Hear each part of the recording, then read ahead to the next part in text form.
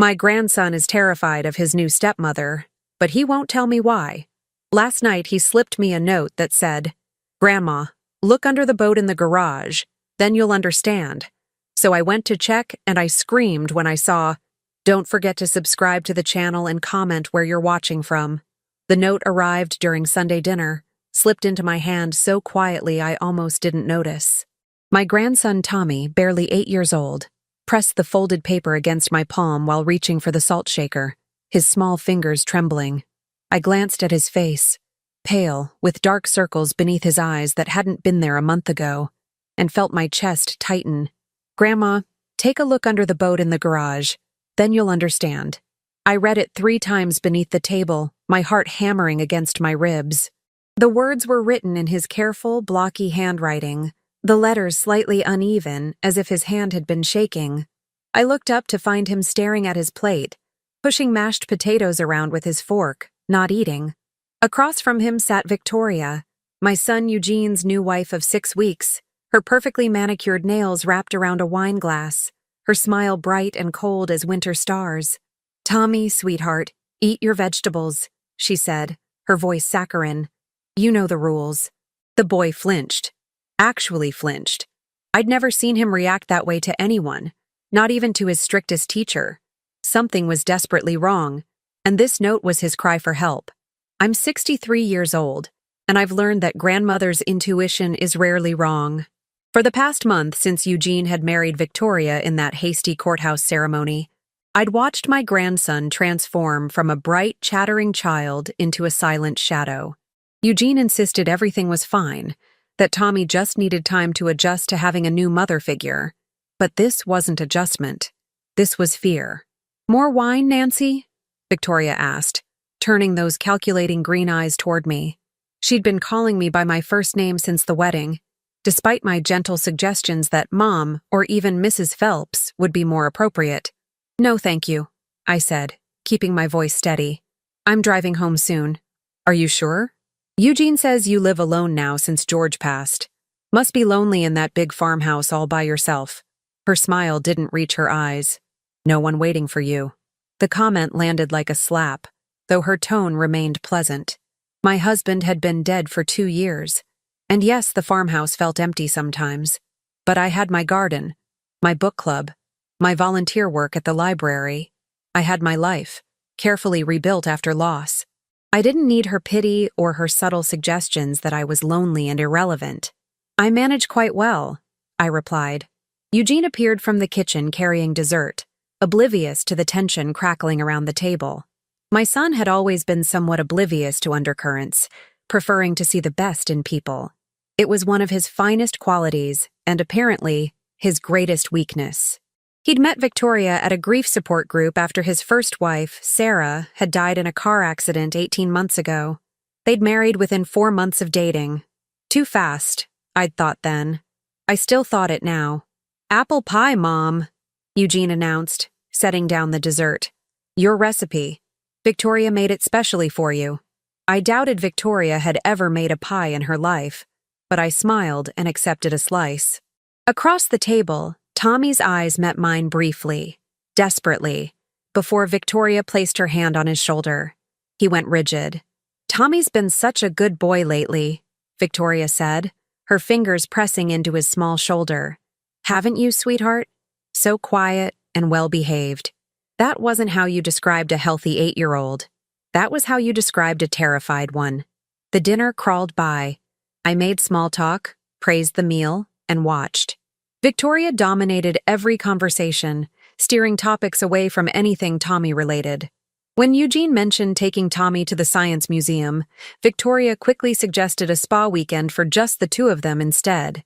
When I asked Tommy about school, Victoria answered before he could open his mouth. She was isolating him, controlling him. But why? And what did the boat in the garage have to do with it? Finally, around 8 o'clock, Eugene checked his watch. "We should get ready, Vic. Our reservation's at 9. "Reservation?" I asked. "Anniversary dinner," Victoria purred, leaning into Eugene. 6 weeks married today. Can you believe it? Time flies when you're happy. Eugene beamed. "Mom, would you mind staying with Tommy? We won't be late." 10:30 at the latest. This was it. This was my chance. Of course, I said, perhaps too quickly. Take your time. Tommy and I can watch a movie. Victoria's eyes narrowed slightly, but she couldn't object without seeming unreasonable. How wonderful. Thank you, Nancy. She turned to Tommy. You be good for Grandma. Remember what we talked about. The boy nodded, his face expressionless. They left 20 minutes later in a cloud of perfume and promises of bringing back dessert. The moment the car pulled out of the driveway, Tommy's whole body sagged. He looked at me, and I saw tears brimming in his eyes. Grandma, he whispered. Did you read it? I did, sweetheart. I knelt beside him, taking his small hands in mine. But I need you to tell me. Are you safe? Has anyone hurt you? He shook his head quickly. Not me. But Grandma, you have to look. You have to see. Then you'll understand why I'm scared. His voice dropped even lower. She's not who Dad thinks she is. My blood ran cold. What do you mean? Just look, please. But be careful. Don't let her know you know. The garage was detached from the house, a large structure that Eugene used more for storage than vehicles. His truck usually sat in the driveway, and the garage housed his boat, a 16-foot fishing boat he'd inherited from George, along with camping equipment, old furniture, and boxes of memories. I'd been in that garage 100 times. I'd helped George organize it, helped Eugene clear it out after the funeral. I knew every corner of it. Or so I thought.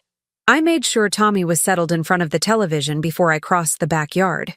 The October evening was cool, the last light fading from the sky. Motion sensor lights flickered on as I approached, casting long shadows across the gravel. The garage door creaked when I opened it. Inside, the boat sat on its trailer, covered with a tarp. Fishing rods lined one wall. Boxes were stacked neatly on metal shelving. Everything looked normal, exactly as it always had. I walked slowly around the boat, my shoes scraping against the concrete floor. The overhead bulb cast a weak, yellow light. I could see beneath the boat from where I stood, just empty space, the trailer's support beams, some old paint cans. Nothing unusual, nothing frightening. Maybe Tommy had been mistaken. Maybe his fear was making him imagine things. But then I noticed the tarp wasn't tied down properly on one side. It hung loose, and when I lifted it slightly, I could see into the boat's interior. Eugene stored life jackets and fishing gear inside during winter. I pulled the tarp back further, leaning over the boat's edge to peer inside. At first, I saw nothing but shadows and the usual equipment. But then my eyes adjusted, and I noticed something that shouldn't be there. A black duffel bag, partially hidden under a life jacket. It wasn't one of Eugene's bags. I'd never seen it before. My hands shook as I reached for it. The zipper was partially open. Inside, I could see the corner of what looked like a passport. Driver's licenses, credit cards, all with different names, but every single photo showed the same face. Victoria's face. I pulled out the passport, my breath catching. Victoria Blackwood, it read. But that wasn't the name she'd married Eugene under. She'd used Victoria Hartley. Another passport showed Victoria Morrison. Another license showed Victoria Drake.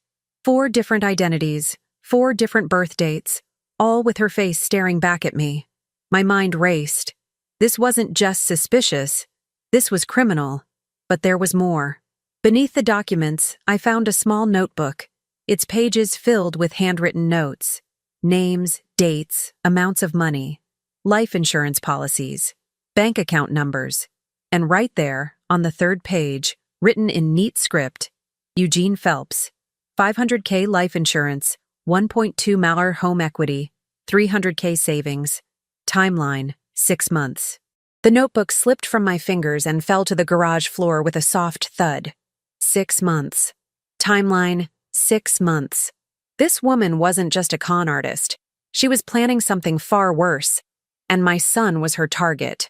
I was backing away from the boat, my mind spinning when I heard it, the sound of a car door slamming, voices in the driveway. They were home early.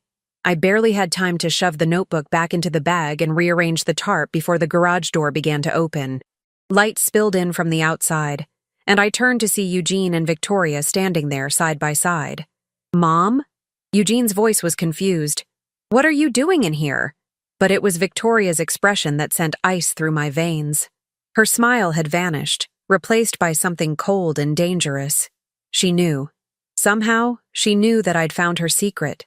"Just looking for some old photo albums," I said, forcing my voice to remain calm. "Tommy mentioned he wanted to see pictures of his mother." "The albums are in the house," Victoria said softly, her eyes never leaving mine. "Everyone knows that, Nancy." The air between us crackled with unspoken threat. Eugene looked from his wife to his mother, sensing tension but not understanding its source. "Well," I said, moving toward the door, "I should check on Tommy." Victoria stepped slightly to the side, letting me pass, but as I walked by her, she leaned in close enough that only I could hear her whisper, "You should be more careful, Nancy. Accidents happen to curious people, especially old, lonely women who live alone on isolated farms." I kept walking, my legs somehow carrying me back to the house despite the terror flooding through me. Behind me, I heard Eugene asking Victoria what was wrong, heard her bright, false laugh as she reassured him everything was fine. But nothing was fine. Nothing would ever be fine again. I now knew what Tommy knew, that Victoria was dangerous, that she was planning something terrible, and that my son and grandson were in grave danger. But I also knew something else, something that made my hands shake as I entered the house and found Tommy's frightened eyes watching me from the living room. Victoria now knew that I knew, and according to that notebook, she was very, very good at making people disappear. The game had begun, whether I was ready or not, and I had no idea if I could win. I didn't sleep that night. How could I? Every time I closed my eyes, I saw Victoria's cold smile, heard her whispered threat echoing in my mind. Accidents happen to curious people. By dawn, I was sitting at my kitchen table with a notepad, trying to organize my thoughts. The farmhouse felt different now, not safe and familiar, but exposed. Every creak of the old floorboards made me jump. Every shadow outside the window seemed threatening. I had evidence, sort of. I'd seen the passports, the notebook, the timeline, but I hadn't taken anything with me. No photos, no proof. Just my word against Victoria's, and she'd already established herself as the devoted new wife while I was the grieving, possibly lonely widow who might be imagining things. Who would believe me? I picked up the phone 3 times to call Eugene, and 3 times I set it down. What would I say? Your wife of 6 weeks is a con artist planning to kill you? He was so besotted with her, so grateful to have found love again after Sarah's death. He'd think I was jealous, or worse, that grief had made me paranoid. No, I needed real proof. Something undeniable. I decided to start with the basics. If Victoria had multiple identities, there had to be a trail. I wasn't tech-savvy, but I knew someone who was. At 9 o'clock, I drove to the library where I volunteered twice a week. My friend Rosa worked there full-time, managing the computer systems. She was 55, sharp as a tack, and had helped me learn to use email after George died. "Nancy!" She greeted me with a warm smile that faded when she saw my face. "What's wrong? You look terrible." "I need your help," I said quietly, "and I need you to keep this completely confidential." We sat in her small office behind the circulation desk. I told her everything: Tommy's note, the passports, the notebook, Victoria's threat. Rosa's expression grew more serious with each detail. "You're sure about what you saw?" she asked. "Absolutely certain." She turned to her computer. "Okay. Let's start with public records. What name did she use when she married Eugene?" "Victoria Hartley." Rosa's fingers flew across the keyboard. Minutes passed. Then her eyebrows rose. "Nancy, there's no birth certificate for a Victoria Hartley matching the age Eugene told you. Nothing. It's like she didn't exist before 2 years ago." My stomach clenched. "What about the other names?" More typing, more searching. Rosa pulled up news articles, court records, social media profiles. What we found made my blood run cold.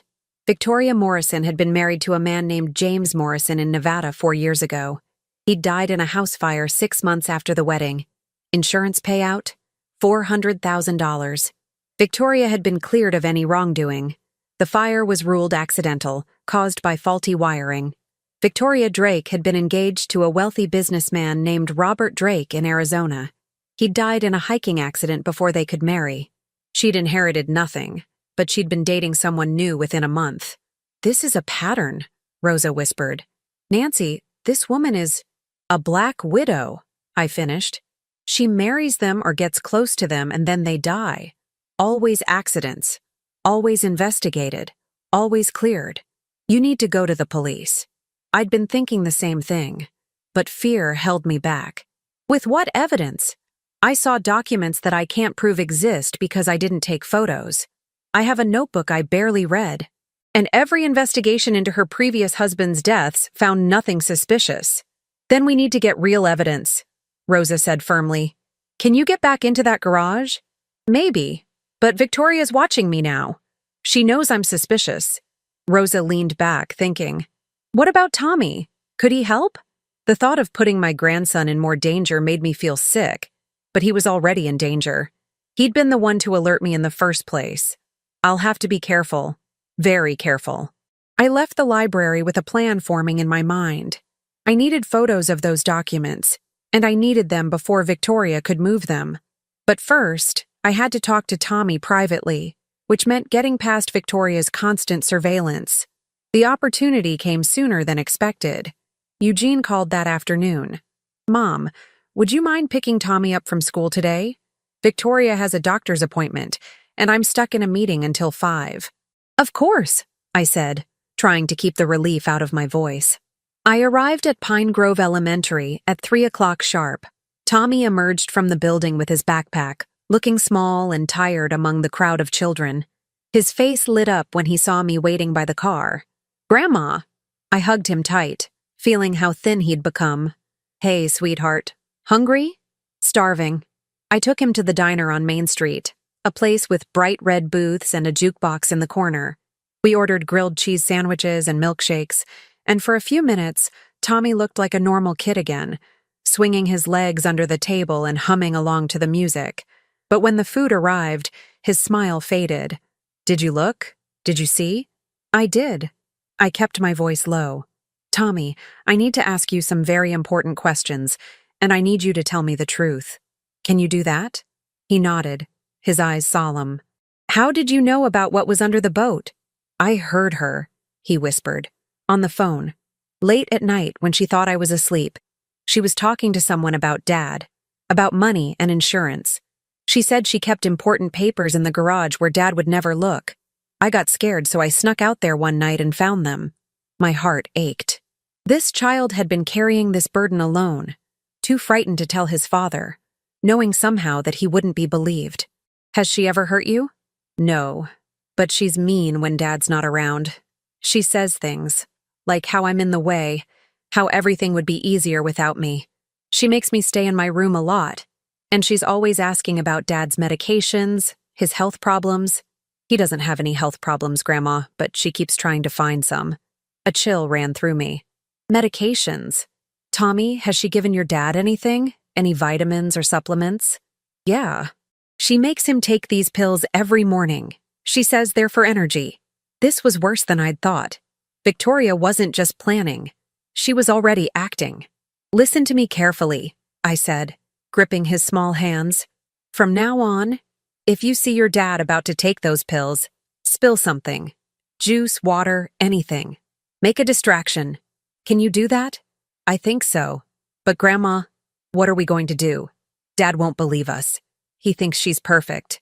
"I know, sweetheart. But I'm going to get proof. Real proof that he can't ignore. I need your help, though. When is Victoria usually out of the house?" "Tuesday and Thursday mornings. She goes to yoga class from 9 to 11. Today was Monday. I had until tomorrow morning to prepare." We finished eating, and I drove Tommy home. Victoria's car was already in the driveway. She opened the door before we reached it, her smile sharp. "There you are. I was starting to worry." She looked at me. "Thank you for picking him up, Nancy. So helpful." "Anytime," I said, matching her false brightness. "Tommy, go wash up for dinner." She waited until he disappeared upstairs, then turned back to me. "Eugene mentioned you've been asking questions about me, about my past." My pulse quickened, but I kept my expression neutral. Just making conversation. Getting to know my daughter-in-law. Of course. The thing is, I value my privacy. My life before I met Eugene isn't really anyone's business. She stepped closer, lowering her voice. I'm sure you understand. After all, everyone has secrets they'd rather keep buried. Even you, Nancy. Was that a threat? It sounded like one. I should go, I said. Tell Eugene I'll call him tomorrow. I felt her eyes on me all the way to my car.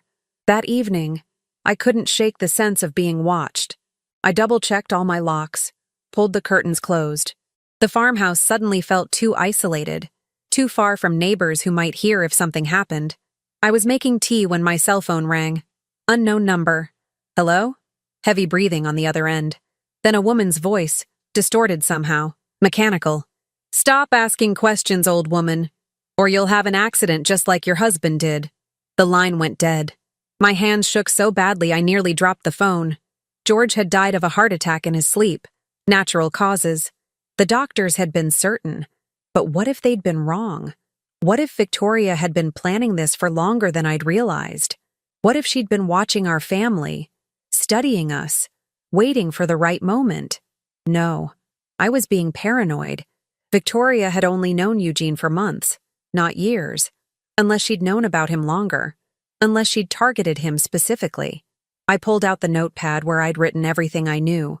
Victoria Morrison, Victoria Drake, Victoria Hartley. Different last names, but what if she'd used other first names too?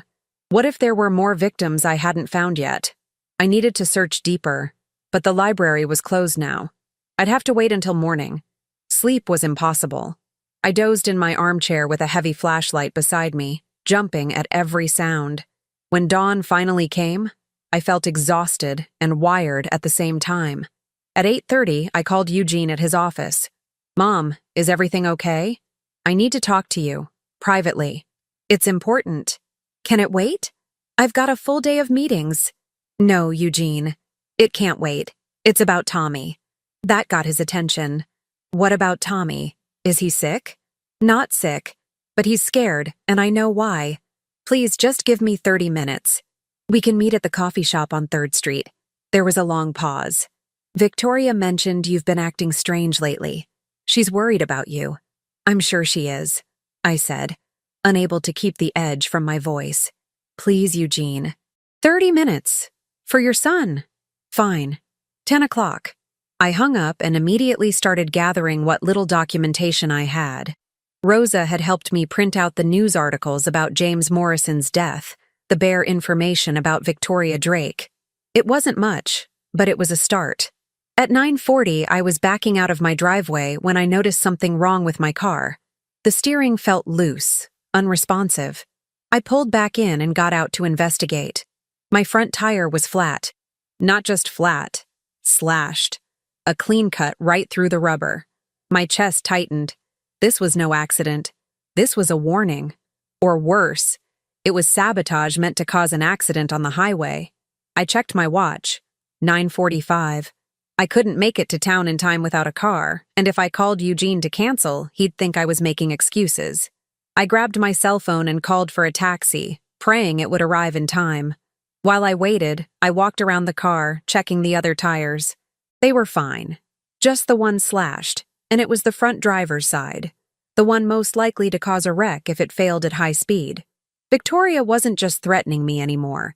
She was actively trying to stop me from reaching Eugene, which meant I was getting close to something she desperately wanted to keep hidden. The taxi arrived at 9:55. I made it to the coffee shop at 10:07, breathless and frantic. Eugene was already there, checking his watch impatiently. Mom, what's this about? I've got a meeting at 11. Eugene, sit down, please. Something in my voice made him obey. I slid into the booth across from him and pulled out the printed articles. I need you to look at these, and I need you to really listen to what I'm about to tell you. His expression was skeptical, but he took the papers. I watched his face as he read about James Morrison, about the house fire, about the insurance payout. What is this? He asked slowly.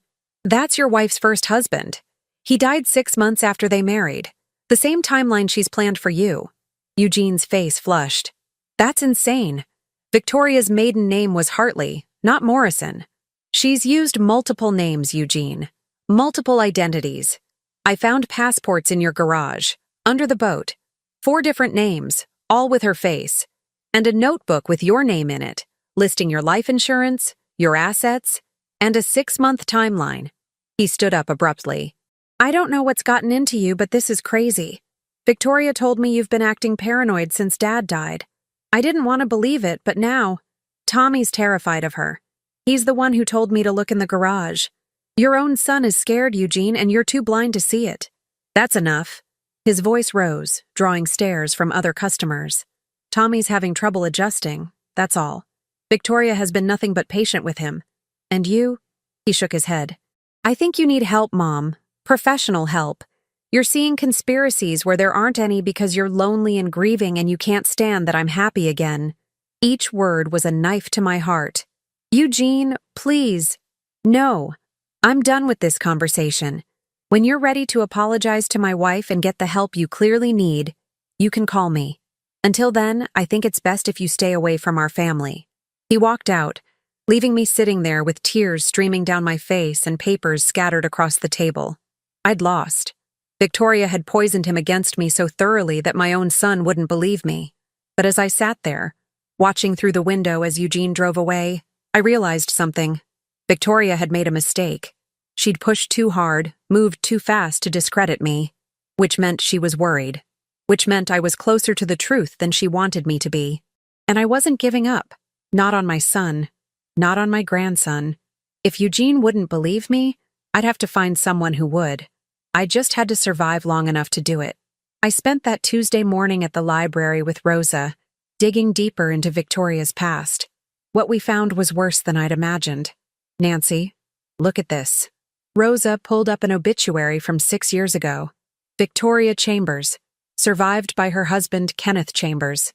She clicked to another article. Kenneth Chambers died 3 weeks after this obituary was published. Boating accident. He fell overboard during a fishing trip with his wife. His body was found 2 days later. 5 names now. 5 men she'd been involved with. 3 confirmed dead. 1, Eugene, in active danger. And who knew how many others we hadn't found yet. There's more, Rosa said quietly. She pulled up a scanned police report, partially redacted. Kenneth Chambers' adult daughter filed a complaint against Victoria, claiming her father had changed his will just days before his death, leaving everything to his new wife. The daughter claimed Victoria had isolated him from his family, controlled his medications, and possibly drugged him. The case was investigated but closed due to insufficient evidence. My hands clenched into fists. It was the same pattern, over and over. Victoria isolated her victims, manipulated them, turned them against their families, and then, when they were completely dependent on her, they died in convenient accidents. We need to show this to the police, Rosa insisted. They'll say the same thing every other police department said. Insufficient evidence. Suspicious, but not criminal. I stared at the screen, at Kenneth Chambers' smiling face in his obituary photo. He'd been 61 when he died, just 2 years younger than I was now. I need to get into that garage again. I need photos of those documents, the notebook, everything. Victoria knows you were snooping. She'll be watching for you. Then I'll have to be smarter than she is. I remembered Tommy saying Victoria went to yoga on Tuesday and Thursday mornings. Today was Tuesday. If she kept to her schedule, I had a window between 9 and 11. But I couldn't just show up at Eugene's house. Victoria would have anticipated that. I needed a legitimate reason to be there.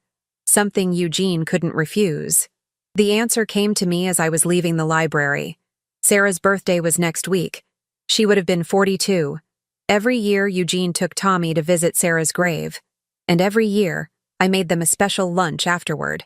It was tradition. I called Eugene from my car. He answered on the 4th ring, his voice cold. What is it, Mom? I know you're angry with me, and I understand. But Eugene, next Tuesday is Sarah's birthday. I've already made Tommy's favorite casserole for after you visit the cemetery. I left it in your freezer last month. A lie, but a useful one. Could you check if it's still there? I'm worried it might have been thrown out by mistake. A long pause. I could hear him breathing. torn between his anger at me and his devotion to Sarah's memory. Hold on. I heard footsteps, a door opening. The garage door, accessing the freezer Eugene kept there. My heart hammered. He was in the garage right now, feet away from the boat. I don't see any casserole, Mom. It's in a blue container, labeled with Tommy's name. Could you check the bottom shelf? More sounds of searching. Then, found it. It was pushed to the back. Oh, thank goodness. I was so worried. Eugene, I know you don't want to hear this, but I love you and Tommy more than anything. Whatever you think about me right now, that hasn't changed. His voice softened slightly. I know, Mom. I think you need to talk to someone. About Dad. About adjusting to being alone. Victoria suggested a therapist she knows. I'm sure she did. I couldn't keep the bitterness out completely. I'll think about it. Give Tommy my love. I hung up before he could respond. Now I knew the garage was accessible and that Eugene had been in there without noticing anything suspicious about the boat. Victoria had probably moved the duffel bag after catching me, but she couldn't have moved it far. She'd want it close, where she could access it quickly if needed. I drove home, my mind racing with plans. I needed to get into that house during Victoria's yoga class, but Eugene would be at work, and the house would be locked, unless I still had my emergency key. Years ago, when Tommy was a baby and Sarah was overwhelmed with new motherhood, I'd kept a spare key to their house. I'd used it to let myself in quietly during Tommy's nap times, leaving meals in the fridge and doing laundry without disturbing them. After Sarah died, Eugene had told me to keep it in case of emergencies. I'd put it in my jewelry box and forgotten about it. I spent Tuesday evening searching through my bedroom, finally finding the key tucked behind George's wedding ring. The metal was tarnished, but when I held it up to the light, I could see it was still intact. Wednesday morning, I drove past Eugene's house at 9:15. Victoria's car was gone. Eugene's truck wasn't in the driveway. He'd already left for work. The house looked empty. I parked 2 streets over and walked back, my phone in one pocket and the key in the other. My heart pounded so hard I thought it might burst through my chest. I was 63 years old, and I was about to commit breaking and entering. Except it wasn't breaking and entering if you had a key, right? The key slid into the lock smoothly. I held my breath, half expecting an alarm to sound, but the house remained silent. I slipped inside and closed the door behind me. The interior was different from the last time I'd visited. Victoria had redecorated, replacing Sarah's warm, comfortable furniture with stark modern pieces. Family photos had been removed from the walls. It was like Sarah had never existed. I moved quickly through the kitchen toward the back door that led to the garage. My hands shook as I unlocked it and stepped into the cool, dim space. The boat sat exactly where it had been before, tarp slightly askew. I pulled out my phone and turned on the camera, then approached carefully. The duffel bag was gone from inside the boat. My stomach sank. She'd moved it. But where? I circled the garage, searching. Storage boxes, old furniture, camping equipment. Nothing unusual. Then I noticed the workbench against the far wall. Eugene's tools hung neatly on a pegboard above it, but beneath the bench was a cabinet I'd never paid attention to before. The cabinet door was locked, but the lock looked flimsy. I found a screwdriver on the bench and jimmied it open, my hands trembling. Inside, I found the duffel bag. I unzipped it with shaking fingers and started photographing everything. The passports, 4 of them, driver's licenses, credit cards, bank statements showing accounts in different names, and the notebook, with its careful records of previous victims and current target. I photographed page after page, making sure every detail was clear. James Morrison, house fire, $400K insurance. Kenneth Chambers, boating accident, $600K inheritance. Robert Drake, hiking accident, no payout but led to next target. And then, Eugene Phelps, $500K life insurance, 1.2 in our home equity. Timeline, 6 months. Method, TBD, to be determined. She hadn't decided yet how she'd kill my son. My vision blurred with tears, but I kept photographing. There were notes about Eugene's routines, his allergies, none, his medical history, healthy, his relationship with Tommy, strained since remarriage. Victoria had been studying him like a scientist studies a lab rat. Then I found a page that made my blood freeze. Obstacles. Mother, Nancy Phelps. Suspicious, potential interference. Options, discredit, in progress. Isolate from family. Successful. Eliminate if necessary. Lives alone on isolated farm. Easy target for home invasion, accident, or natural causes. Age works in our favor. Death would seem normal. She was planning to kill me too. I photographed the page with trembling hands, then carefully returned everything to the bag and closed the cabinet. I needed to get out. Needed to get this evidence to the police immediately. I was halfway back to the house when I heard it. A car door slamming in the driveway. Victoria was home early. Panic flooded through me. I ran to the back door, fumbled with the lock, my fingers suddenly clumsy. The front door opened. I heard her voice, bright and cheerful. "Hello? Is someone here?" I finally got the door unlocked and slipped into the house, moving as quietly as possible toward the front door. But Victoria was coming down the hallway, and I'd never make it without being seen. I ducked into the powder room and closed the door silently, my heart hammering so loudly I was certain she could hear it. Footsteps in the kitchen, cabinet doors opening and closing. Then silence. Had she gone into the garage? Had she noticed the cabinet was disturbed? I waited, barely breathing, my phone clutched in my sweating palm. The photographs were there. Evidence. Proof. If I could just get out of this house. The powder room door swung open. Victoria stood there, her yoga clothes spotless, her expression calm. In her hand was a kitchen knife, the blade catching the light from the hallway. "Hello, Nancy," she said softly. "I've been expecting you." My mouth went dry. "Victoria, I was just breaking into my home? Yes, I know. I've been tracking your car since you parked 2 streets over." She held up her other hand, showing me her phone with a GPS app open. "You didn't think I'd let you wander around unsupervised, did you? Not after you found my things." "The police know I'm here," I lied desperately. She laughed, a cold sound. "No, they don't.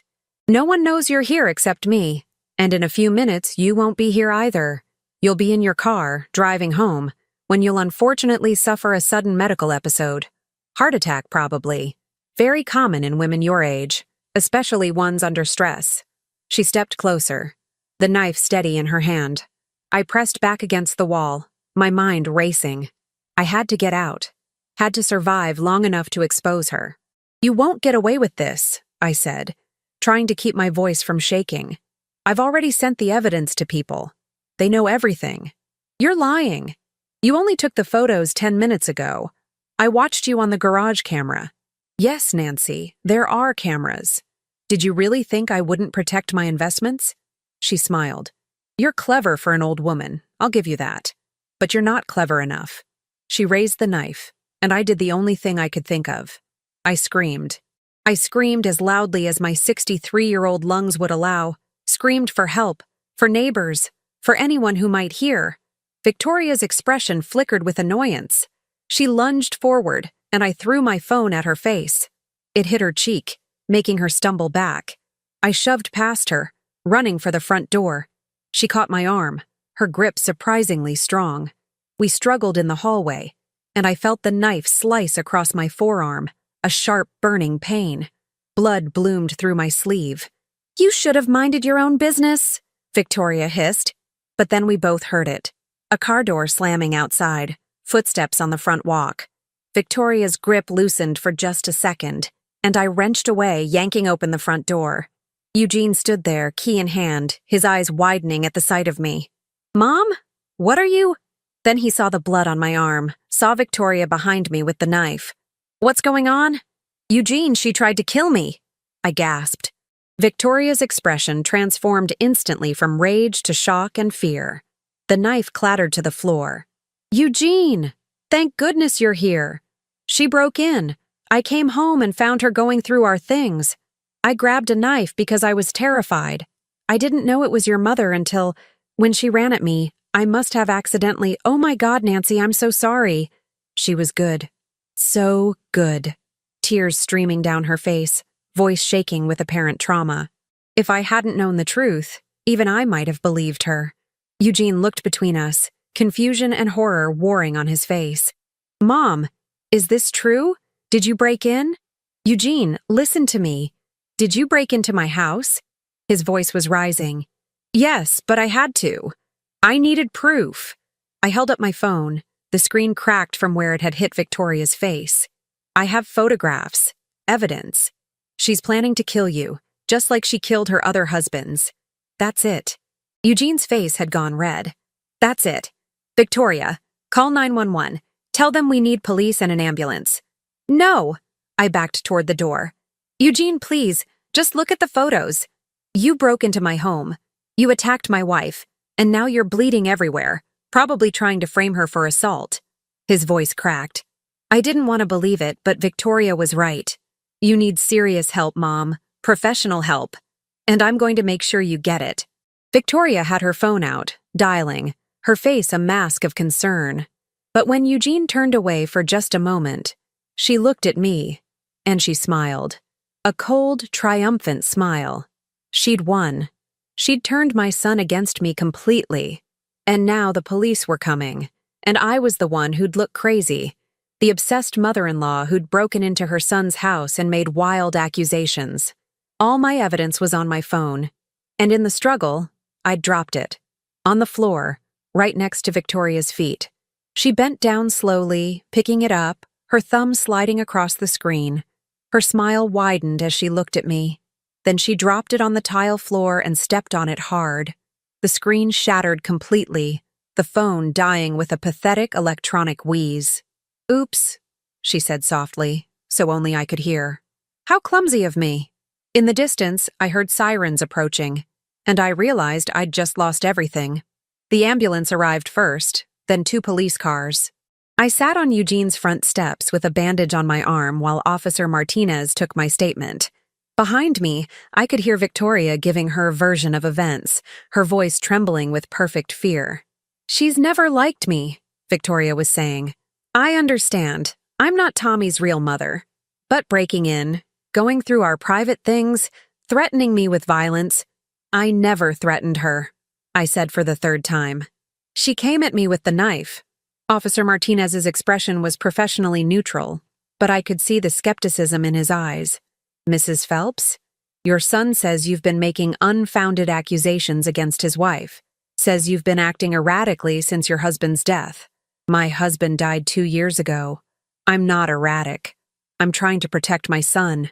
From his wife, who by all accounts has been nothing but kind to your family. I wanted to scream. I wanted to shake him and make him understand. But I could see it was hopeless. I was the crazy old widow who couldn't let go. Victoria was the victim. They didn't arrest me. Eugene declined to press charges for breaking and entering, though I could see it cost him.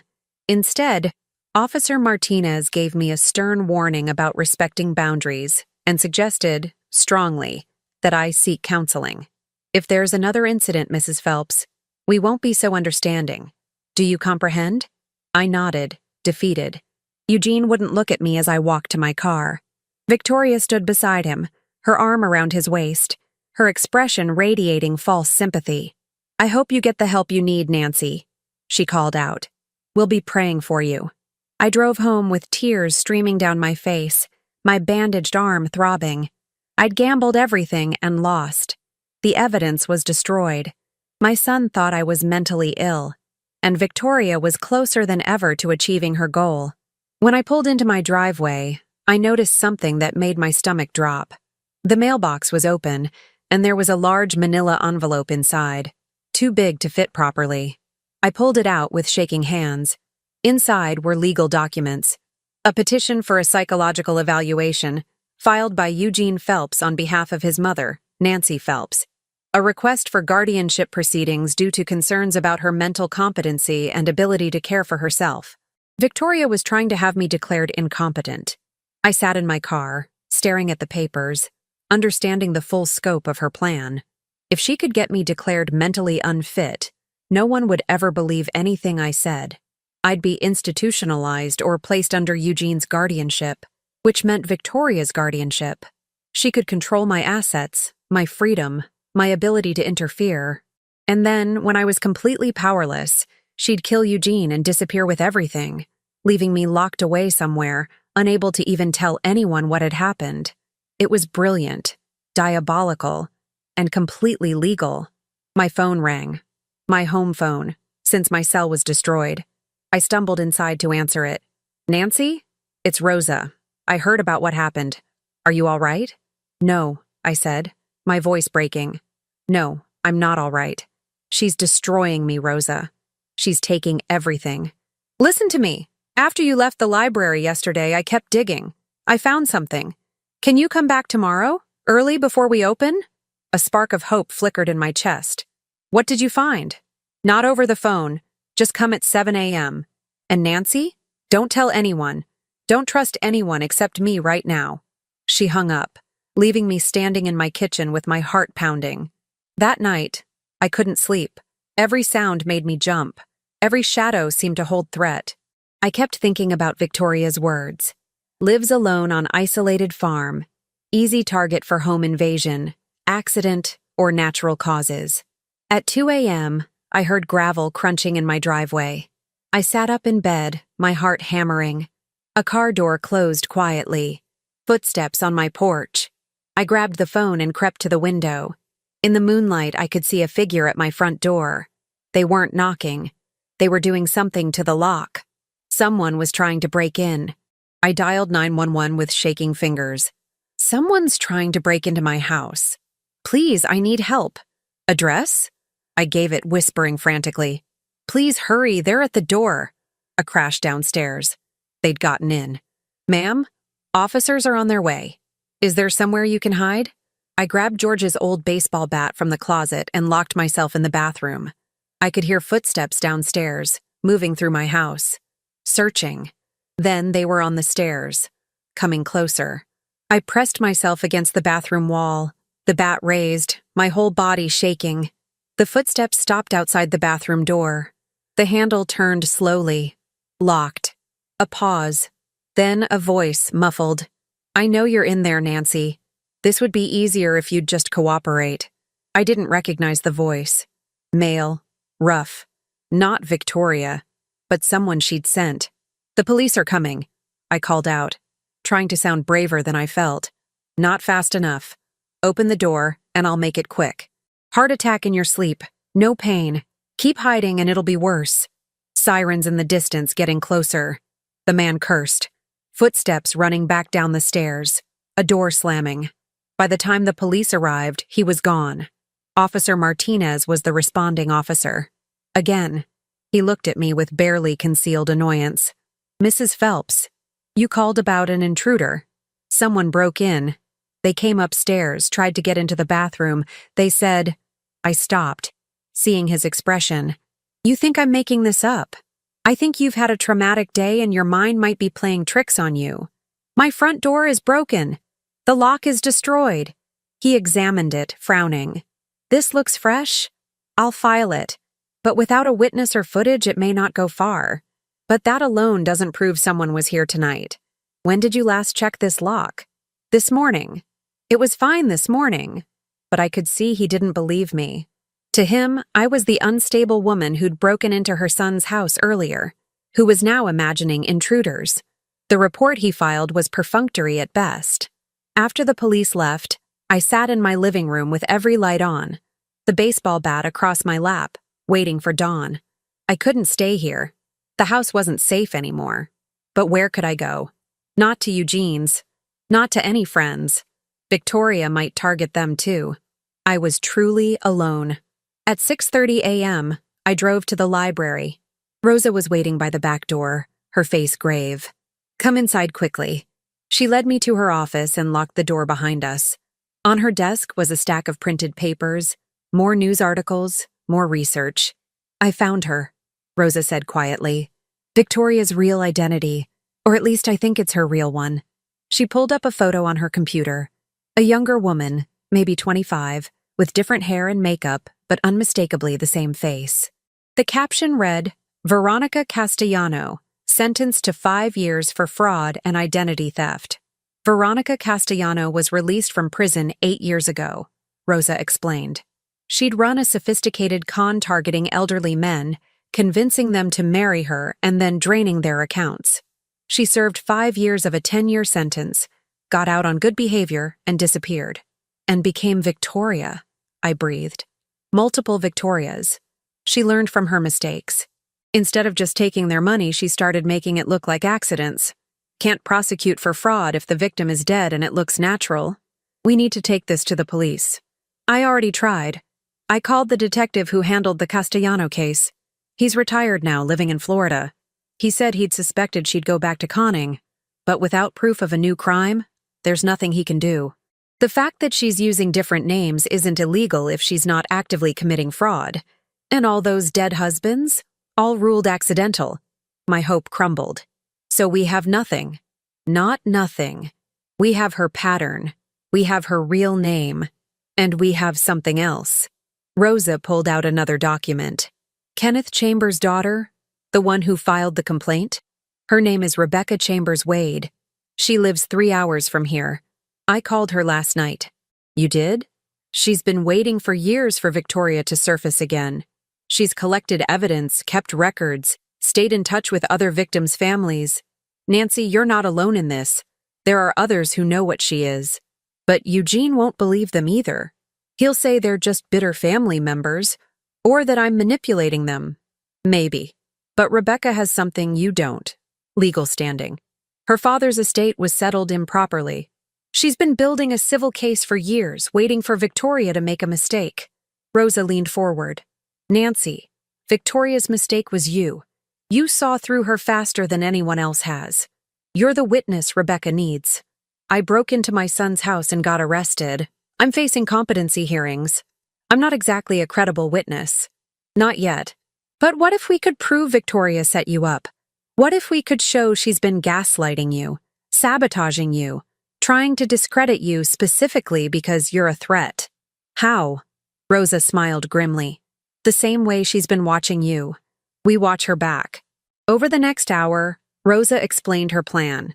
Rebecca was driving up from her city with a private investigator she'd hired years ago, a man who specialized in fraud cases. They'd set up surveillance on Victoria, document her movements, see who she was contacting. Meanwhile, I'd play the part Victoria expected, the defeated, broken old woman. You have to be convincing, Rosa warned. If she suspects you're still investigating, she'll accelerate her timeline. Eugene could be dead within days. The thought made me ill, but I nodded. I can do it. And Nancy? You can't stay at your farm. It's not safe. Where am I supposed to go? Rebecca's bringing a lawyer with her. They're going to file an emergency restraining order against Victoria on your behalf, claiming harassment and threats. It won't hold forever, but it'll give you legal cover to stay somewhere else. I have a friend who owns a cabin about an hour from here. It's remote, secure. You can stay there while we build the case. It felt like giving up, like running away, but I was exhausted, terrified, and out of options. Okay. We spent the rest of the morning making arrangements. Rebecca and her team would arrive by evening. I'd go to the cabin tonight, hole up there, and wait for them to gather evidence. But first, I needed to see Tommy. I needed to know he was safe. I drove past Eugene's house at 3:15, just as school was letting out. I parked a block away and waited, watching. Victoria's car pulled up at 3:20, and Tommy emerged from the school with his backpack, his shoulders hunched. He got in the car without looking at Victoria. Even from a distance, I could see the tension in his small body. Then Victoria's head turned, and she looked directly at my car, directly at me. Even though I was a block away, even though I was partially hidden behind another vehicle, she knew I was there. She smiled.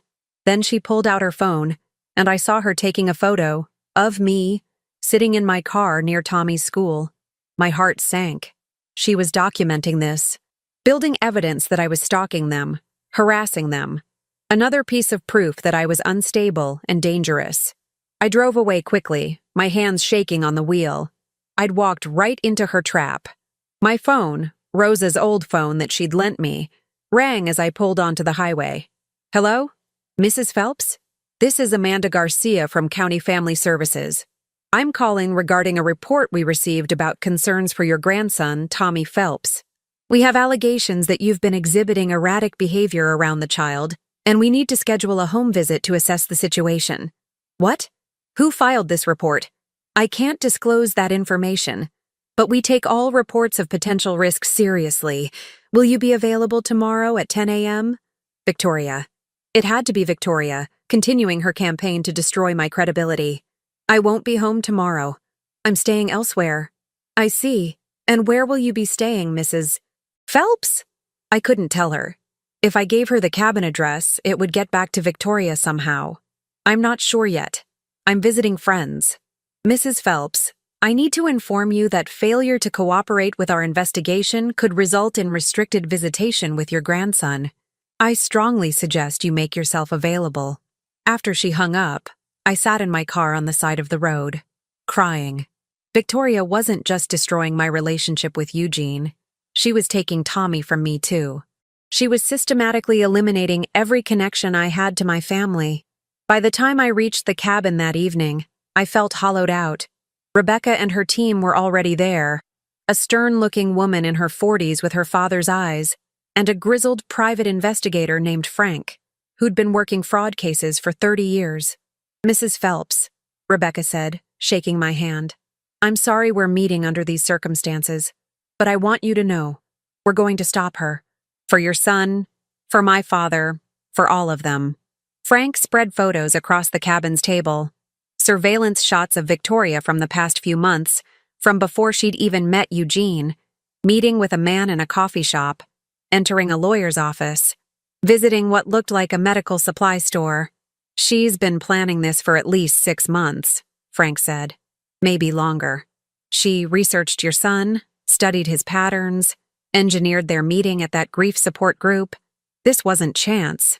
This was a targeted attack. Can you prove it? Working on it. But Nancy, I need you to understand something. This woman is a professional. She's been doing this for years, and she's good at it. She won't stop just because we're onto her. She'll accelerate. Your son is in immediate danger. Then we need to warn him. He won't listen, Rebecca said gently. My father didn't listen either. None of them did. That's Victoria's gift. She makes them believe she's the victim and everyone else is the enemy. So what do we do? Frank pulled out another photo. Victoria, entering a pharmacy. We prove she's buying things she shouldn't need. We track her finances and find the patterns. We interview people from her past and get them on record. And we wait for her to make a mistake. We don't have time to wait. We don't have a choice. If we move too fast, she'll disappear. She's done it before. Changed her name, moved to another state, found another victim. Your son will be dead, and she'll be gone before anyone realizes what happened. I sank into a chair, feeling defeated. How long? 2 weeks, maybe 3. We need solid, actionable evidence before we go to the police. Eugene could be dead in 2 weeks. I know, Frank said quietly. That's why you need to find a way to slow her down. Make her think the threat has passed. Make her feel safe. It's the only way to buy us time. That night, I lay in the unfamiliar cabin bed staring at the ceiling. Tomorrow, I'd have to call Eugene. I'd have to apologize to Victoria, admit I'd been wrong, claim I was getting help. I'd have to grovel and beg forgiveness. I'd have to let her think she'd won. My phone buzzed. A text from an unknown number. Smart move, leaving town. But you can't hide forever, and you can't save him. Stop fighting, Nancy. Just let go. Let nature take its course. If you interfere again, I'll make sure Tommy learns what happens to grandmothers who don't know when to quit. V. Someone must have leaked my new number to her. She was watching me even now, and she'd just threatened Tommy. The message was clear. Back off, or your grandson pays the price. I stared at the text, my hands shaking with rage and fear. Victoria thought she'd cornered me, thought she'd broken me. She was wrong. I might be 63 years old. I might be alone and scared and out of options. But I was also a mother and a grandmother, and I would burn the world down before I let her hurt my family. Victoria had made a critical mistake. She'd shown me that she was getting desperate. That meant I was still a threat. That meant I still had a chance. The call came on Thursday morning, 10 days after I'd gone into hiding at the cabin. Eugene's voice was strained, formal. Mom, we need to talk. Victoria and I would like to meet with you. Neutral ground, The counselor's office on Maple Street tomorrow at 2 p.m. My heart raced. Eugene, I don't think… Please. For Tommy's sake. He misses you. Victoria wants to clear the air, work things out. She's even willing to drop the competency petition if we can come to an understanding. It was a trap. It had to be. But Rebecca and Frank, listening on speakerphone beside me, both nodded. It's time, Frank mouthed. We'd spent the past 10 days building our case. Frank had tracked Victoria's movements, photographed her meeting with a man who turned out to be a black market pharmaceutical supplier.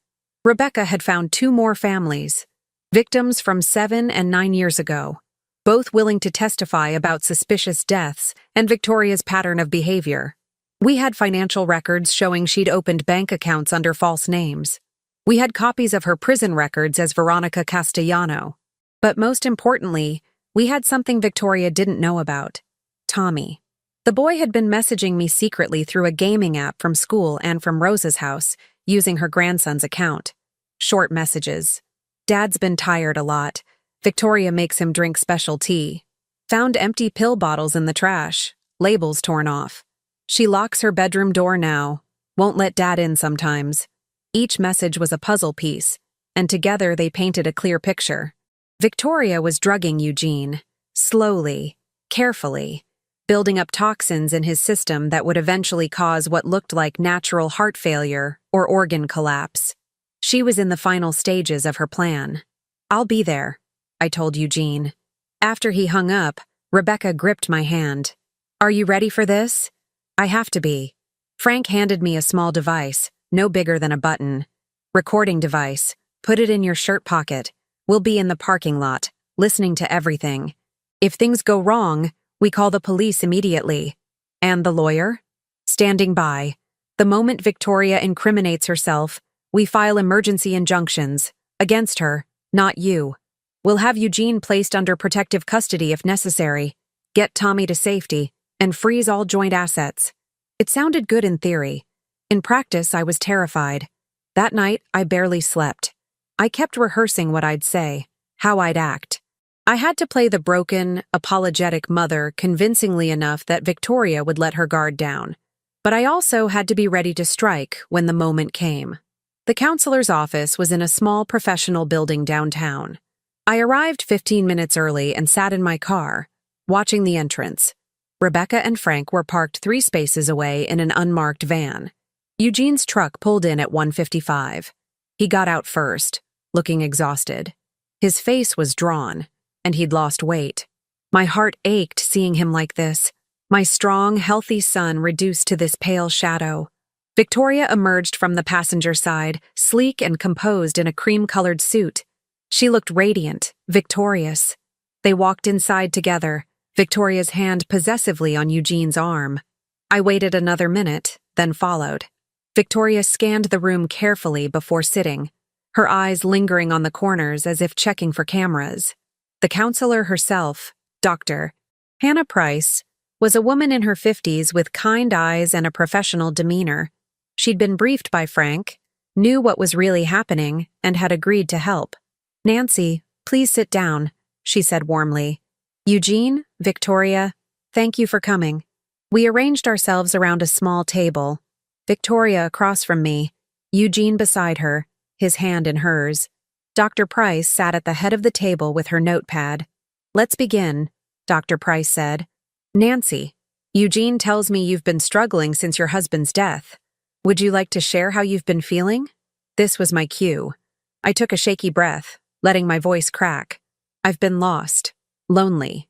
When Eugene remarried so quickly, I felt replaced, like I was losing my son and grandson to a stranger. I know now that my behavior was inappropriate, breaking into their home, making accusations.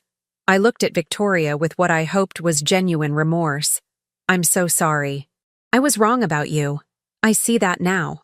Victoria's smile was gracious, but I caught the flash of triumph in her eyes. I understand, Nancy. Truly. Grief makes us do things we normally wouldn't. I forgive you. Do you? I asked softly. Because I'd like to start over if possible. Be a family again. For Tommy's sake. Eugene's expression softened. Mom, that's all I've wanted. Then I have a proposal, I said, pulling papers from my purse. I've been thinking about my estate planning. The farm is worth quite a bit, and I'm not getting any younger. I'd like to sign it over to you, Eugene. To you and Victoria, as a gesture of good faith. The temperature in the room seemed to shift. Eugene looked shocked. Victoria's eyes gleamed. Mom, you don't have to. I want to. The farm should stay in the family. You and Victoria will inherit it anyway, eventually. Why wait? I slid the papers across the table. My lawyer drafted these. If we all sign, they can be filed to transfer the farm to you and Victoria. Victoria picked up the papers, reading quickly. I could see her mind working, calculating. The farm was worth over $800,000. Combined with Eugene's assets, she'd be looking at a payout of over $2 million when he died. This is incredibly generous, Victoria said, her voice honey-sweet. But Nancy, are you sure? This is your home. I'm sure. I'll keep living there, of course, but ownership transfers to you both. It's the least I can do after the pain I've caused. I paused. There is one small condition. Victoria's eyes narrowed slightly. Oh? I'd like us to have a family dinner, tomorrow night, at the farm. Just the four of us. You, Eugene, Tommy, and me. A fresh start. Can we do that? Eugene nodded eagerly. That sounds perfect, Mom. Victoria hesitated, and I could see the wheels turning. She was suspicious, but the lure of the farm was too strong. All right, tomorrow night. Wonderful. I stood up. Dr. Price, thank you for facilitating this. Eugene, Victoria, I'll see you at 6 o'clock tomorrow. As I walked to my car, my hands were shaking so badly I could barely grip my keys. In my ear, Frank's voice came through a tiny earpiece. Phase 1 complete. She took the bait. Rebecca's voice followed. The farm transfer papers are fake, right? Completely fake, I confirmed quietly, once I was safely in my car. But she doesn't know that. She thinks she's about to get everything she wants. And tomorrow night?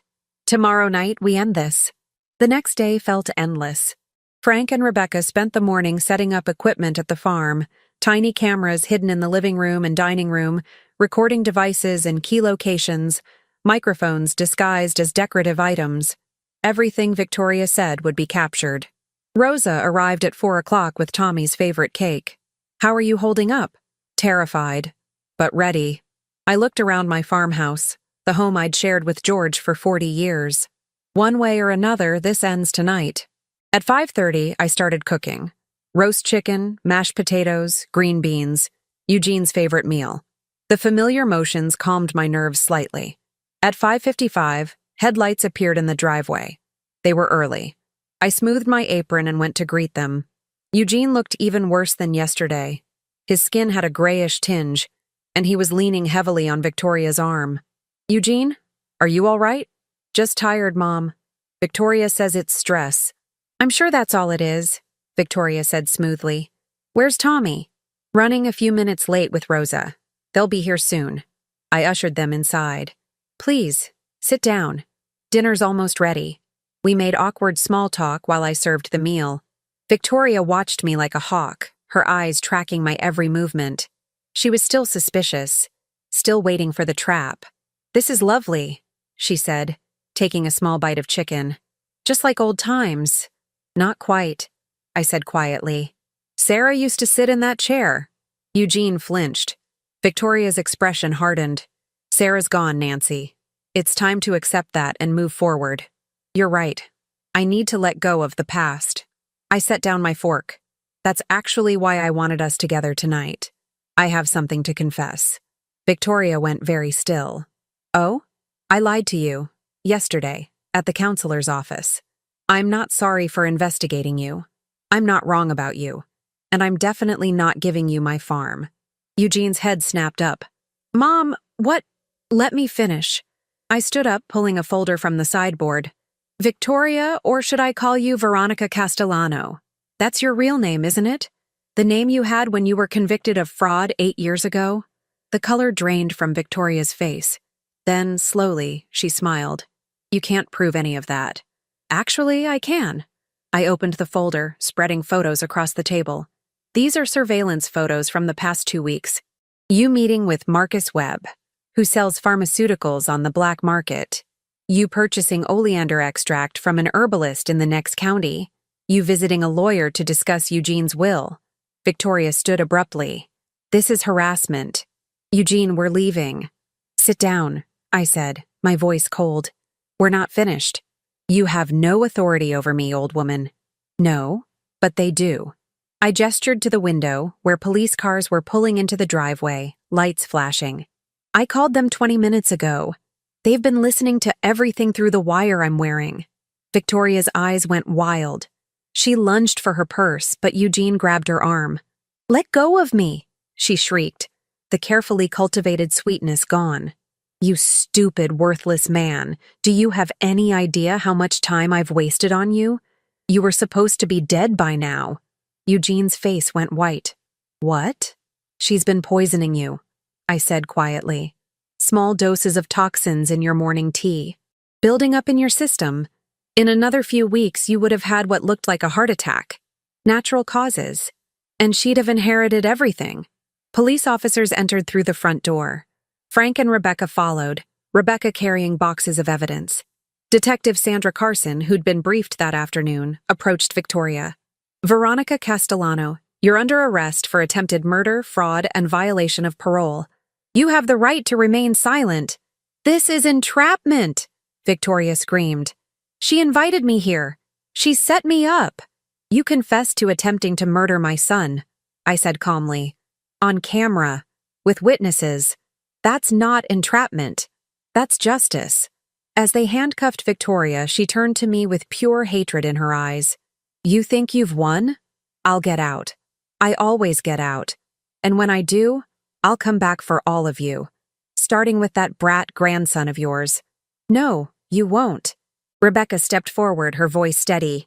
Because I'm filing wrongful death suits in 3 states. Kenneth Chambers, James Morrison, and Robert Drake's families are all coming forward. You'll spend the rest of your life in court, even if you somehow beat the criminal charges. Which you won't. Detective Morrison led Victoria toward the door, but Victoria wrenched around one last time. You're just a pathetic old woman clinging to her dead husband's memory. You're nothing. I'm a grandmother, I said quietly. And I'm the one who stopped you. The door closed behind her. The house fell silent except for Eugene's ragged breathing. He turned to me, his face crumpling. Mom, I'm so sorry. I should have believed you. I should have listened. Hush.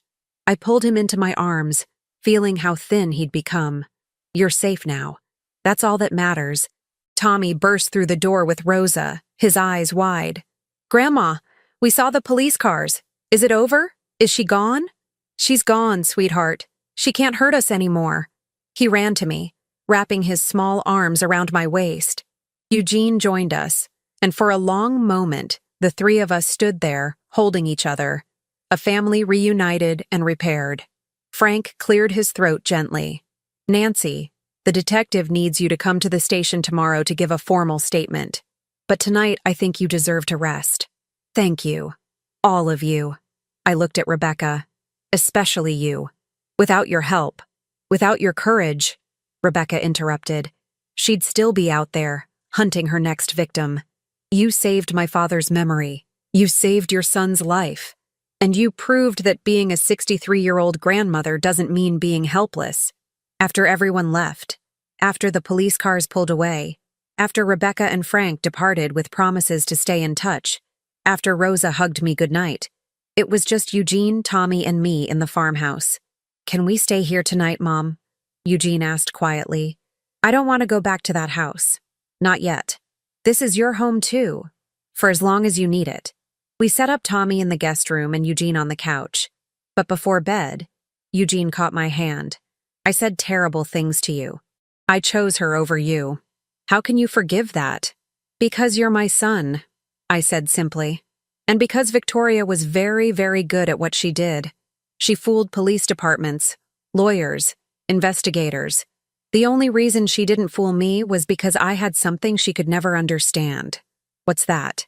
A mother's love, a grandmother's intuition, and the absolute certainty that I would do whatever it took to protect my family. I squeezed his hand. That kind of love doesn't give up. It doesn't back down. And it certainly doesn't lose to someone like her. Eugene's eyes filled with tears. I love you, Mom. I love you too, sweetheart. Now get some sleep. Tomorrow we start healing. That night, I lay in my bed in the farmhouse, listening to the familiar sounds of the old house settling. For the first time in weeks, I felt safe. The nightmare was over, but as I drifted off to sleep, I thought about Victoria's words. You're just a pathetic old woman. She'd been wrong. So completely wrong. I was a survivor, a fighter, a protector, and I was exactly where I belonged. Home, with my family safe around me. Age hadn't made me weak. It had made me wise. And wisdom, as Victoria had learned too late, was the most dangerous weapon of all. 3 months later, I stood in my kitchen making breakfast for Tommy, while early morning sunlight streamed through the windows. The farmhouse felt alive again, filled with the sounds of a child's laughter and the comfortable chaos of family life. Grandma, can I have extra syrup? Tommy called from the dining room, where he was setting the table. Just a little extra, I said, smiling. Your dad says you've been bouncing off the walls lately. That's because I'm happy, Tommy said simply, appearing in the doorway. He looked different now. His cheeks had color, his eyes were bright, and he smiled constantly. The frightened shadow of a child had transformed back into the boy I remembered. Eugene emerged from the guest room, though we'd stopped calling it that weeks ago. It was his room now, at least temporarily.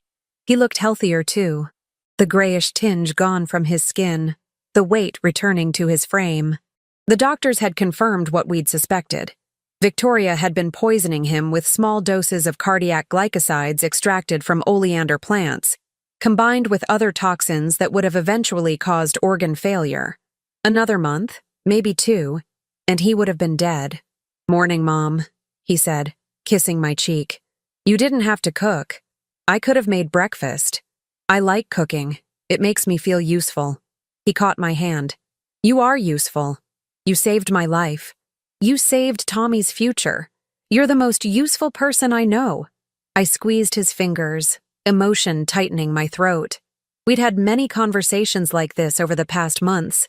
Eugene working through his guilt, me reassuring him that what mattered was the present, not the past.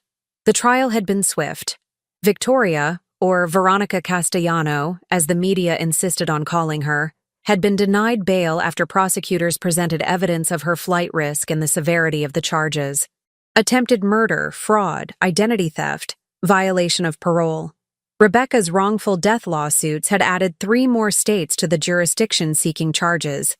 Victoria's public defender had tried to argue entrapment, but the recordings from the farmhouse dinner were damning.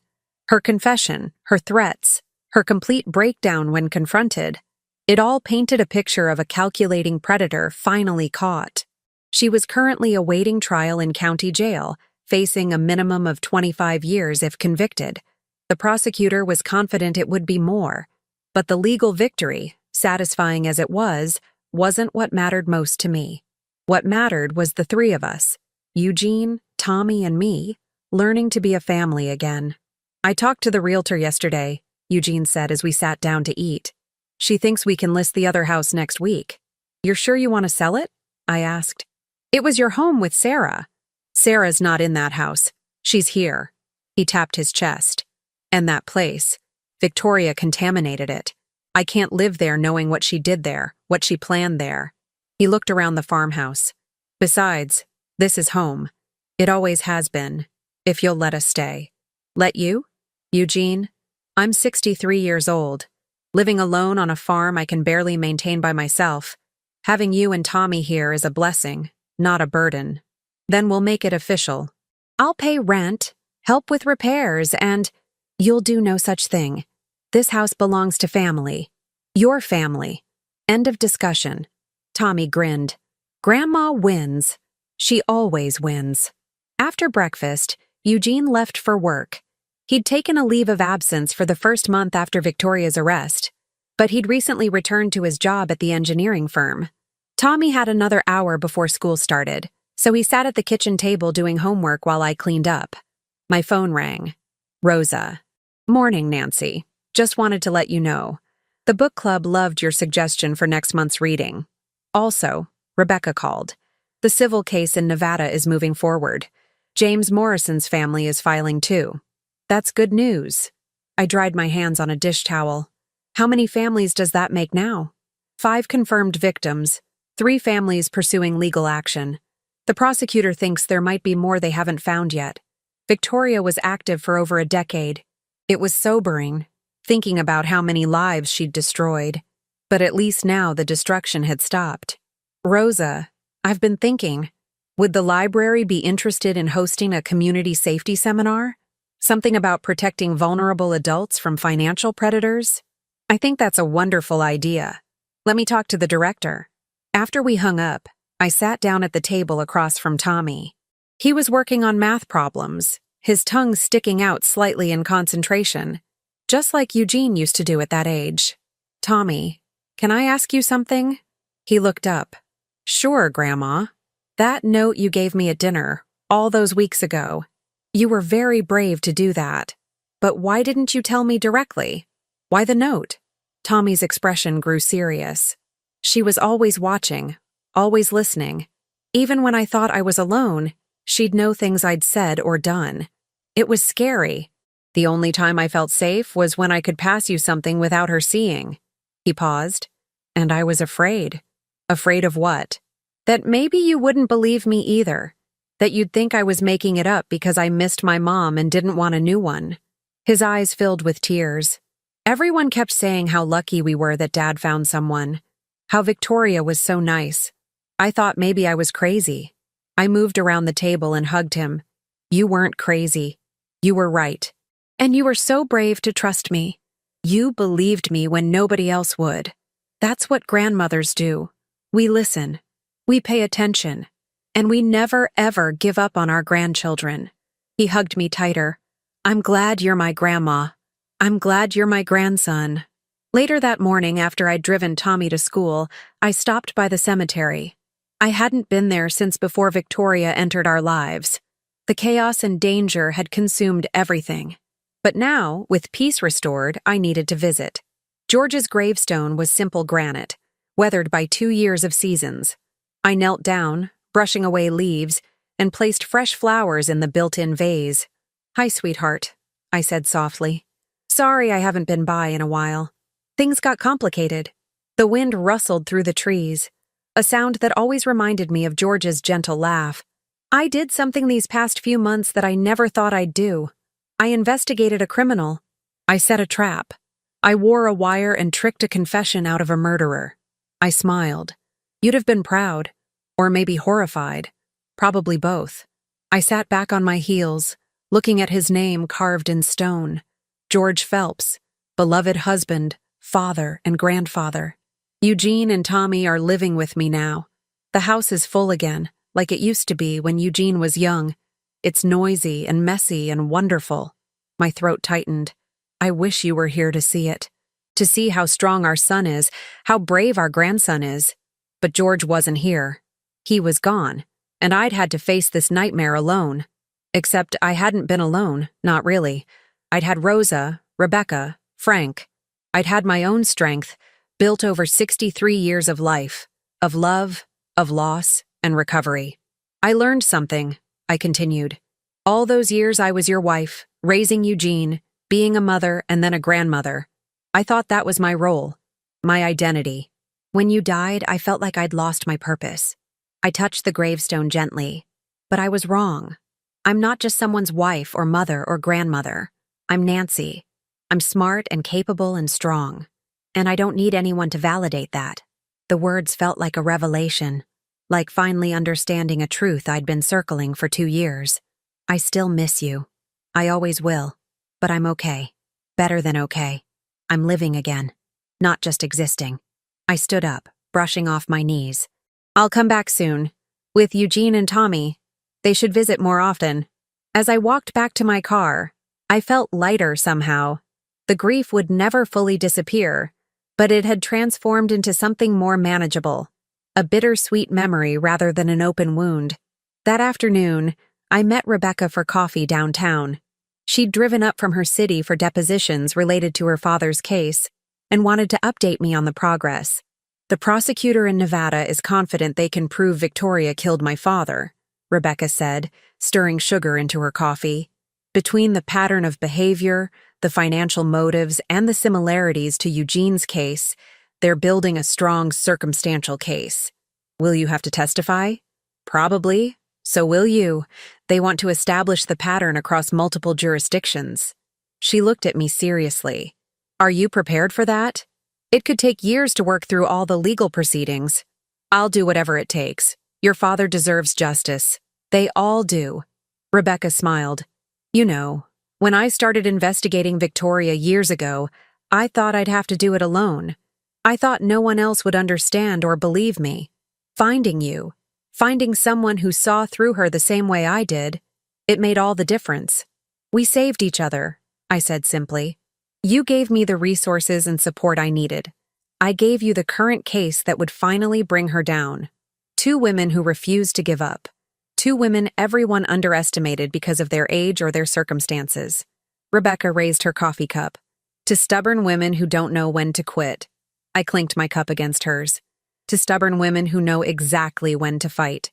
The weeks passed, settling into a new rhythm.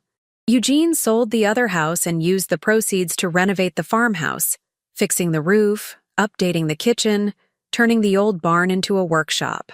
Tommy thrived, his grades improving, his nightmares fading. And I discovered something unexpected. I liked having them there.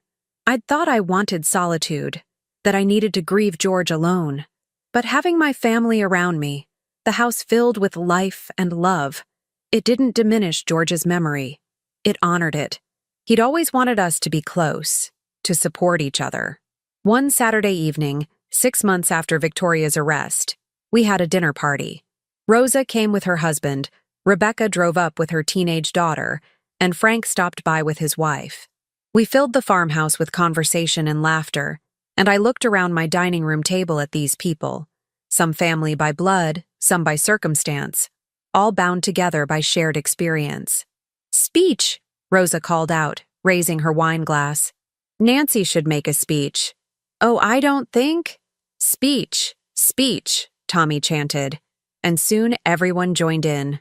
I stood up, feeling self-conscious but also grateful. All right, I just want to say, 6 months ago, I thought my life was over. I thought being a 63-year-old widow meant being powerless, irrelevant. I thought no one would believe me, that I couldn't make a difference. I looked at Eugene, who smiled encouragingly, at Tommy, who watched me with pure adoration, at Rebecca and Frank, who'd stood beside me when everything seemed hopeless. But I learned something important. Age doesn't make us weak. Experience makes us wise. The years we've lived, the losses we've endured, the challenges we've overcome, they don't diminish us. They strengthen us. I raised my glass. To everyone at this table who proved that intelligence, patience, and determination will always triumph over manipulation and cruelty. And to the future, whatever it brings. Hear, hear, they chorused, glasses clinking. Later, after everyone had gone home and Tommy was asleep, Eugene and I sat on the porch watching the stars. The summer night was warm, fireflies blinking in the fields. Mom, I never properly thanked you, Eugene said quietly, for not giving up on me even when I'd given up on you, for fighting for us when I was too blind to see the danger. You don't need to thank me. I'm your mother. Fighting for you is what I do. But you could have walked away. When I accused you of being crazy, when I chose Victoria over you, you could have cut your losses and protected yourself. No one would have blamed you. Yes, they would have. I would have blamed me. I looked at him. Eugene, I've been a mother for 36 years. I've changed your diapers, nursed you through illnesses, taught you to drive, watched you get married and become a father yourself. Did you really think I'd walk away from all that just because things got difficult? Some people would. Then they don't understand what it means to love someone unconditionally. I paused. Being a parent, being a grandparent, it's not about the easy times. It's about showing up for the impossible times. The times when everything is falling apart and hope seems lost. That's when family matters most. Eugene was quiet for a moment. Then he said, I want to be that kind of parent. The kind who doesn't give up. The kind who fights. You already are. You protected Tommy as much as you could, even when you didn't understand what was happening. You kept him safe. He kept himself safe. He's the one who figured it out first. Because you raised him to be observant and brave. That's your influence, Eugene. That's Sarah's influence. Tommy is who he is because of the foundation you gave him. We sat in comfortable silence, the night settling around us. The farmhouse stood solid at our backs, a century old and still strong. Like me, it had weathered storms and survived. Like me, it would continue standing, sheltering the people who needed it most. Do you ever think about dating again? Eugene asked suddenly. Meeting someone new? I laughed. After everything that just happened? I think I'll stick with my book club and volunteer work for a while. Besides, I have everything I need right here. But you're only 63. You could have another 20, 30 years. Exactly. I have time. Time to figure out who Nancy Phelps is outside of being someone's wife or someone's mother. Time to discover what I want, what makes me happy. I smiled at him. Time to just be. You deserve that. We all do. The next morning, I woke early and walked through the Fae. He examined it, frowning. Farmhouse before Eugene and Tommy stirred. I touched the walls that George and I had painted together. The kitchen table where we'd shared thousands of meals. The window seat where I'd read to Eugene when he was Tommy's age. This house held so much history, so much love. But it also held the future. Eugene's future. Tommy's future. And yes, my future too. I'd spent 2 years thinking my life was ending. That without George, without purpose, I would simply fade away into irrelevance. Victoria had tried to use that against me. She'd seen a lonely old woman and assumed weakness, assumed defeat. She'd been spectacularly wrong. I was 63 years old, and I'd just brought down a serial killer. I'd outsmarted a professional con artist. I'd fought for my family and won. If that's what 63 looked like, imagine what 70 would bring. Or 80. I had decades ahead of me. Decades of watching Tommy grow up, of supporting Eugene as he rebuilt his life, of building new friendships and discovering new strengths. The farmhouse wasn't just a monument to the past. It was a foundation for the future. And I was ready for whatever that future held. Because I'd learned the most important lesson of all. Age isn't about diminishment. It's about accumulation. Of wisdom. Of strength. Of the absolute certainty that you can face anything life throws at you and survive. Victoria had underestimated me because she'd seen wrinkles and gray hair and assumed weakness. But those wrinkles represented 63 years of learning, adapting, and overcoming. That gray hair represented battles fought and won. That age represented power she could never understand. And in the end, that power had destroyed her. I smiled, looking out at the morning sun rising over my fields, painting everything gold. This was my kingdom. My family was safe. My life was my own. And nothing, absolutely nothing, would take that away from me again. I was Nancy Phelps, grandmother, fighter, survivor, and I was just getting started. Now tell me, what would you have done if you were in my place? Let me know in the comments. Thank you for watching, and don't forget to check out the video on your screen right now. I'm sure it will surprise you.